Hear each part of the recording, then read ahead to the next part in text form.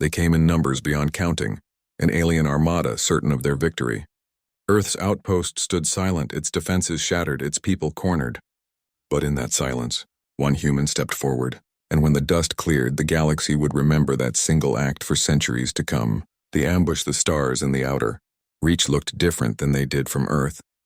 Chief Engineer Marcus Webb had spent enough time staring at them, through the observation ports of Frontier Station, Epsilon 7, to know every constellation, every nebula, every trick the light played when it bent around the gravitational wells scattered across this forsaken sector. 15 years he had been out here, maintaining the mining equipment that pulled rare minerals from the asteroid belt surrounding the station.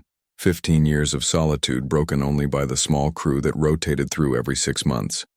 Marcus ran his hand along the cold metal of the primary reactor housing. The vibration was off by 0.03%. Nothing the automated systems would flag, but he felt it in his bones. That was the difference between a good engineer and a great one. The machines could tell you what was wrong. Experience told you what was about to go wrong. The station itself was nothing impressive by modern standards. It was a collection of pressurized modules connected by reinforced corridors, all clustered around the central hub that housed life support, communications, and the command center. 300 souls called this place home, most of them miners and technicians. They were the people who kept humanity's expansion into deep space profitable. Nobody wrote songs about them. Nobody remembered their names. They just did the work that needed doing. Marcus was checking the coolant levels when the alarm started screaming. Not the standard proximity warnings that went off when asteroids drifted too close. These were the combat alarms, the ones that hadn't been tested in the 3 years since he had arrived at this posting. His heart rate jumped, but his hand stayed steady as he pulled up the diagnostic panel. Years of training took over when panic tried to creep in. The tactical display showed what he had hoped never to see. 7 contacts, no transponder signals, emerging from behind the large asteroid designated as Echo 9. The computer was still calculating their trajectories, but Marcus did not need the analysis to know what was happening. They were being targeted by warships, and out here in the frontier, there was only one species that operated in packs like that. The Krell Dominion had found them. Marcus ran. His boots hammered against the deck plates as he made his way to the command center. The corridors were already filling with crew members, their faces tight with fear. Most of them had never seen combat. They had signed up to work in mining operations, not to fight in a war. But the Krell did not care about such distinctions. To them, humans were invaders in space that the Dominion had claimed thousands of years ago, long before Earth had even dreamed of reaching the stars. The command center was chaos. Station Commander Helen Price stood at the central console, her gray hair pulled back tight, her uniform crisp despite the situation. She had been a naval officer once before retiring to this quiet posting. That experience showed now as she barked orders to her staff, organizing defenses that everyone knew would not be enough. Marcus took his position at the engineering station. The display showed him everything he needed to know, and all of it was bad. 7 Krell cruisers, each one capable of reducing the station to debris with sustained fire. Epsilon 7 had defensive cannons, but they were designed to deal with pirates and small raiders, not a full military assault. The shields would hold for maybe 10 minutes under concentrated bombardment. After that, they would be breathing vacuum. Price looked at him and he saw the question in her eyes. He shook his head slightly. There was no miracle he could pull from the engineering systems that would save them. She nodded once, accepting the reality, then opened the communication channel to the approaching vessels. The face that appeared on the main screen made Marcus's stomach turn. Krell physiology was unsettling to human eyes. They were insectoid, with segmented bodies covered in chitinous plates that gleamed like polished obsidian. Multiple eyes, each one capable of independent movement, gave them an awareness that was hard to predict. The one on the screen wore markings that indicated high rank in the Dominion's military hierarchy. The translator rendered its clicking, chittering speech into flat, emotionless words. Humans of Epsilon 7, you are in violation of Dominion space. Surrender your station and submit to judgment or be destroyed. You have 5 minutes to decide. Price straightened her shoulders. This station operates under the authority of the United Earth Coalition. We are in neutral space as defined by the Treaty of Proxima. Your presence here is the violation, not ours. The Krell commander's mandibles clacked together in what might have been laughter. The treaty is irrelevant. The Dominion's patience with human expansion has ended. Surrender or die. The transmission cut off, 5 minutes. Marcus looked at the tactical display again. The Krell ships had spread out into an attack formation, surrounding the station from multiple vectors. They were professionals. They knew exactly how to eliminate a target like this. His mind raced through options and discarded them just as quickly. They could not fight. They could not run. The station's drives were designed for minor orbital adjustments, not for fleeing a military force. Price was ordering the evacuation of non-essential personnel to the escape pods. It was procedure, but Marcus knew it was pointless. The Krell would just pick off the pods one by one. They were not known for showing mercy to fleeing enemies. She knew it too. He could see it in the set of her jaw, the way her fingers gripped the edge of the console. The 5 minutes ticked down in silence. The crew watched the countdown, each second feeling like an hour. Marcus found himself thinking about Earth, about the family he had left behind when he took this posting. His daughter would be 22 now. He wondered if she still thought about him or if he had been gone so long that he was just a memory. At 30 seconds, the Krell opened fire. Not with their main weapons, but with precision strikes on the communication array and the defensive cannon emplacements. Price tried to coordinate a response, but the shots came too fast, too accurate. The command center rocked as explosions tore through the outer hull. Sparks showered from overhead panels. The lights flickered and died, replaced by emergency red. Price was shouting orders, but Marcus could not hear her over the alarms and the screaming. Then the main screen exploded in a shower of glass and flame. The blast wave threw him backward. His head cracked against something hard and the world went gray at the edges. Through the smoke and the chaos, he saw Price. She was not moving. Her uniform was dark with blood. The entire command staff was down, dead or dying. Marcus dragged himself to his feet. His ears were ringing and his vision swam, but his hands found the engineering console out of pure instinct. The tactical display was still functional, showing the Krell ships moving into position for the killing blow. They were holding back, probably waiting to see if anyone would emerge to surrender formally. It was a small window, maybe seconds, before they decided to just finish the job. His mind cleared with sudden, sharp focus. He was not a soldier. He was an engineer.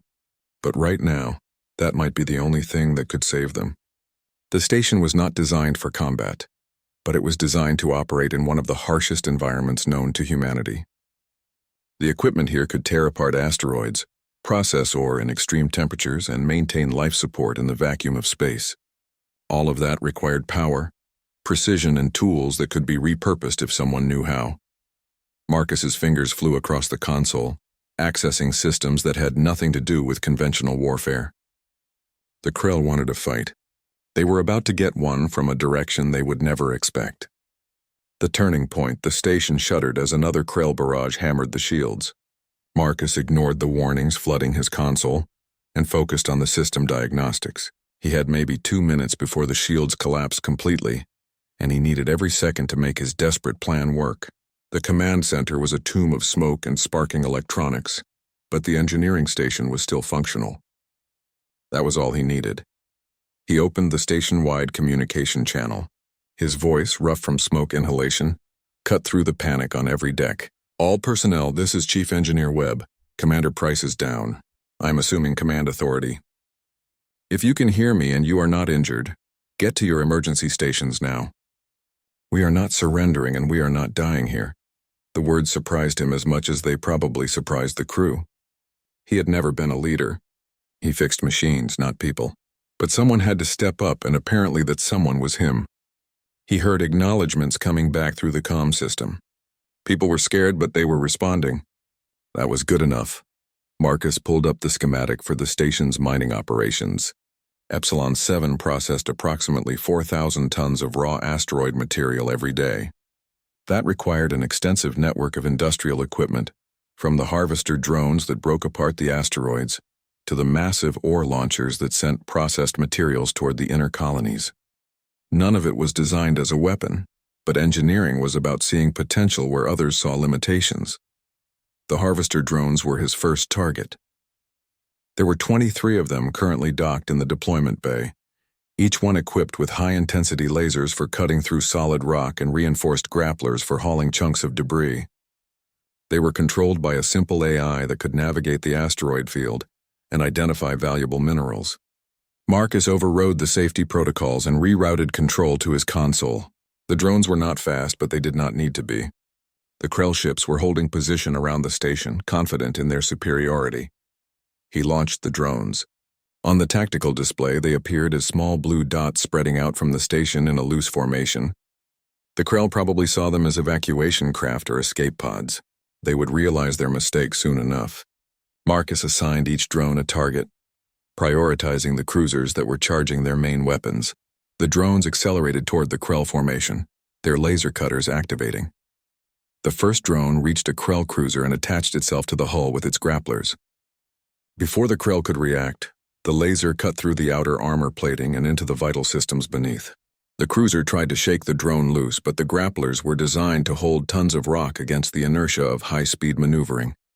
The laser kept cutting. Atmosphere vented from the breach and the cruiser's power fluctuated. Other drones reached their targets. The Krell were firing now, but the drones were small and difficult to hit with weapons designed for ship-to-ship combat. Some were destroyed, but others got through. Marcus watched the tactical display with grim satisfaction. It was not enough to stop the attack, but it was buying them time. More importantly, it was forcing the Krell to react instead of dictate the pace of battle. One of the cruisers broke formation and moved closer to the station, probably intending to blast the remaining drones at their source. Marcus had anticipated this. He activated the ore launcher, a massive railgun designed to accelerate containers of processed minerals to orbital velocities. The launcher was currently loaded with 30 tons of refined titanium, waiting for the next cargo transport. He targeted the approaching cruiser and fired. The container hit the Krell ship at 17,000 meters per second. At that velocity, it did not matter that it was not an actual warhead. The kinetic energy alone was devastating. The cruiser's shields flared bright and failed instantly. The container punched through the hull and out the other side, tumbling away into space as internal explosions tore the ship apart from within. Debris spread out in an expanding sphere, glowing hot against the black. The remaining Krell ships scattered, their tight formation breaking as they tried to put distance between themselves and the station. Marcus allowed himself a tight smile. They had expected easy prey, not a fight. Good. Let them be off balance. He opened the comm again. Drone Bay launched the automated repair units. Target the damaged sections of our hull. He paused. Make sure they are carrying full welding loads. The repair units were smaller than the harvester drones but faster and more maneuverable. They launched from their bays and spread out across the station's surface, their welding torches bright points of light as they sealed breaches and stabilized the damaged sections. But some of them did not go to the hull. Marcus had given them different orders through a secondary command channel. Those units headed for the Krell ship still recovering from the mining drone attacks. The Krell realized too late what was happening. The repair units attached themselves to the damaged cruisers and began welding critical access panels shut, sealing gun ports, and fusing sensor arrays. It was not elegant, but it was effective. 2 more cruisers were effectively neutralized, unable to bring their weapons to bear or maneuver properly with their maneuvering thrusters welded over. Marcus pulled up the long-range sensor data and studied the Krell formation more carefully. There was a pattern to how they were positioning themselves, a coordination that suggested they were receiving orders from a single command ship. He found it after a moment, hanging back from the others, surrounded by a protective screen of point defense. That ship was directing the battle, processing tactical data and issuing orders to the fleet. If he could take out that command ship, the others would lose their coordination. They might even retreat without leadership to hold them together. But it was too far away for the ore launcher to target effectively, and he had no more drones to send. He needed something different, something the Krell would not expect. The answer came to him as he looked at the shield status. They were down to 30% power and dropping. The Krell had been targeting the shield generators specifically, wearing them down with sustained fire. That meant they had detailed scans of the station's defensive systems. They knew where everything was, every vulnerable point, every critical system, but they did not know about the mining charges.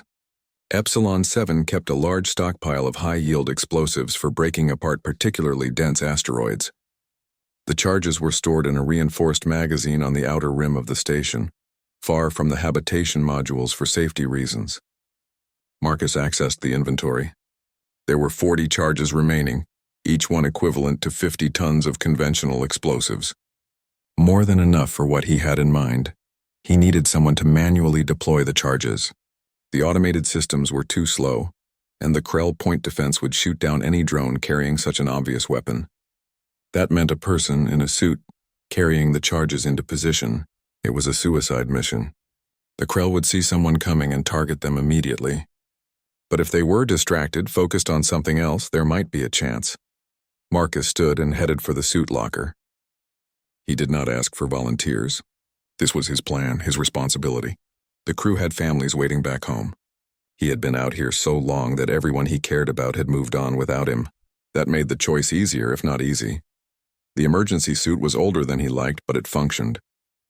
He sealed the helmet and checked the oxygen supply. 6 hours. That would be more than enough, one way or another. He loaded 4 mining charges into the suit's cargo rack and made his way to the airlock. His hands were steady as he ran through the pre-decompression checklist. Fear was there, cold and heavy in his stomach, but it did not control him. The work controlled him. The plan controlled him. The airlock cycled and he pushed off into space. The universe opened up around him, vast and indifferent. The Krell ships were massive from this perspective, their hulls dark and menacing against the starfield. Weapons fire flashed between the station and the attackers, brilliant streaks of energy that made no sound in the vacuum. Marcus oriented himself and activated his suit thrusters, moving in a trajectory that would take him wide around the Krell formation. The command ship hung in space like a predator, waiting for its moment.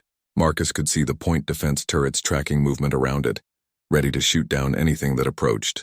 He triggered the station's remaining defensive cannons, not trying to hit anything, just creating noise and light to draw attention. The Krell responded, concentrating their fire on the cannon emplacements. In that moment of distraction, Marcus burned hard toward the command ship. He flew through the debris field from the destroyed cruiser, using chunks of twisted metal as cover. The cold was seeping into his suit and his breath came in short gasps that fogged his helmet. The charges were heavy, throwing off his center of mass, making the maneuvering difficult. But he was an engineer. He understood trajectory and momentum. He adjusted and continued. The command ship grew larger as he approached. He could see the details now. The alien script marking its hull, the hexagonal patterns of its armor plating, the pulsing glow from its engine array. He came in low, skimming along the ventral surface where the point defense had limited firing arcs. His gloved hands found purchase on a sensor mount and he pulled himself to a stop, mag-locking his boots to the hull. Marcus placed the charges in a specific pattern across the ship's engineering section. The Krell used a distributed power system, but there were still critical junctions where multiple conduits came together. He had studied their ship designs during the long, boring nights on the station. That knowledge was paying off now. He set the timers for 30 seconds and pushed off hard, activating his thrusters to maximum burn. The explosion when it came was silent, but he felt it through the vibrations in his suit. The command ship's stern section disintegrated in a ball of white fire. Secondary explosions rippled forward as the plasma containment failed, and the ship tore itself apart from within. Marcus tumbled through space, his thrusters exhausted, watching the destruction he had caused. The other Krell ships hesitated. Without the command ship's coordination, they were uncertain. One of them tried to press the attack, but the station's remaining defenses drove it back.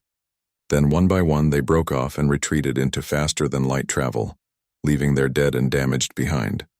Marcus drifted in the darkness, his oxygen running low, waiting to see if anyone would come for him.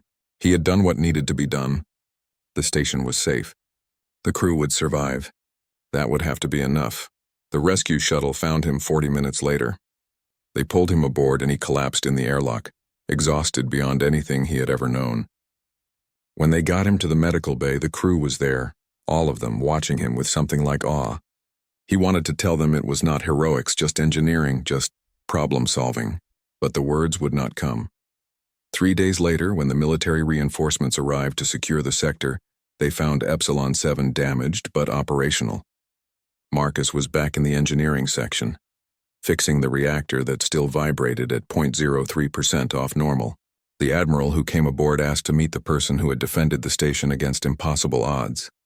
Marcus wiped the grease from his hands and faced the Admiral's questions. He explained his actions in simple technical terms. The Admiral listened, then asked what made him think he could succeed where trained soldiers might have failed. Marcus thought about that for a moment before answering. "I am an engineer," he said. "We see problems differently than soldiers. They see enemies to defeat. We see systems to understand. The Krell had better weapons, better ships, better training, but they were operating with assumptions about how humans think and fight. I did not fight like they expected. I used what I had in ways they did not anticipate. That was enough." The story of Frontier Station Epsilon 7 spread quickly through human space. It became a legend, told and retold in 1,000 variations. The details changed with each telling, but the core remained the same. One human, armed with nothing but intelligence and determination, had turned back an alien assault that should have been overwhelming. It was exactly the kind of story humanity needed as tensions with the Krell Dominion continued to escalate. Marcus Webb did not think of himself as a hero. He went back to his duties maintaining the systems that kept the station running. But late at night, when he looked out at the stars, he allowed himself to feel a certain satisfaction. Humans might be young in the galaxy, might be outgunned and outnumbered by species that had traveled between stars for millennia, but they had something those ancient races had forgotten. They had the ability to adapt, to improvise, to see possibilities where others saw only limitations. That would always be their greatest weapon, more powerful than any ship or gun. The frontier was dangerous. The galaxy was vast and filled with threats, but as long as humans like Marcus Webb stood watch, as long as they refused to give up or give in, humanity would endure, not because they were stronger or better armed than their enemies, but because they were human, and humans, for better or worse, did not know how to quit.